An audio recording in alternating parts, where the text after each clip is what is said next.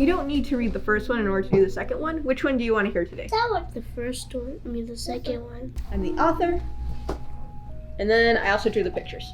It's another day in the city for Scruffy and the egg. They stroll along in search of a family and a home. My name is Angela Sanchez. During my last 2 years of high school, right at the onset of the recession, my father and I were evicted from our home in Glendale. It was the only home I had ever known for all 16 years of my life. We motel hopped, we crashed in cold winter shelters, and eventually wound up in a family shelter. This is an egg. Jeep! I also do all the voices. At this time, I wanted to be as normal as possible. I wanted to have a separate identity, one that wasn't weighed with the stress of being homeless every day. So while me and my dad were living in an apartment in Glendale, there was a stray neighborhood dog, and we dubbed it Scruffy.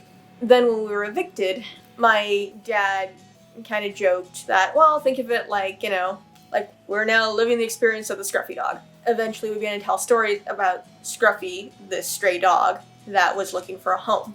With a loud cheep, the egg cries, "I'm hungry!" Does Scruffy look pleased with the eggs whining? No. And I go, okay, wait, if you're Scruffy, what does that make me? My dad said, well, I guess you're an egg. I go, an egg? How do you get an egg into the story? What would you do if you saw a giant egg sitting at your chair? I would throw it. I'd probably eat it. You would probably try to eat it? So my dad framed this story as us being on an adventure. For me and my dad, it gave us a point of wrapping our narrative into the comfort of a story. So for parents with younger kids, this is a way to talk to a child very gently about the difficulties of your day-to-day situation. Has it ever been hard for you to get to school? Yeah. The bench is hard and cold. It's difficult to get a good night's rest. Yeah, is it hard to focus when you're really tired? Yeah. Mm-hmm. The very first audience, the primary audience of this book, are families who are experiencing homelessness. Because it's meant to acknowledge that there are these very, very hard and difficult situations that people live in. Let's see what the egg does.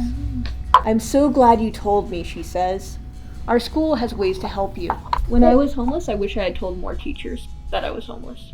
Then they could have helped me more. If you are able to see yourself in there, that means that you aren't being left out of the conversation, or that you aren't forgotten, or that we're trying to gloss over the harsh reality of it. It's meant to help build empathy. I'm ready for the next adventure, chirps the egg. And I'll be there, promises Scruffy. The end.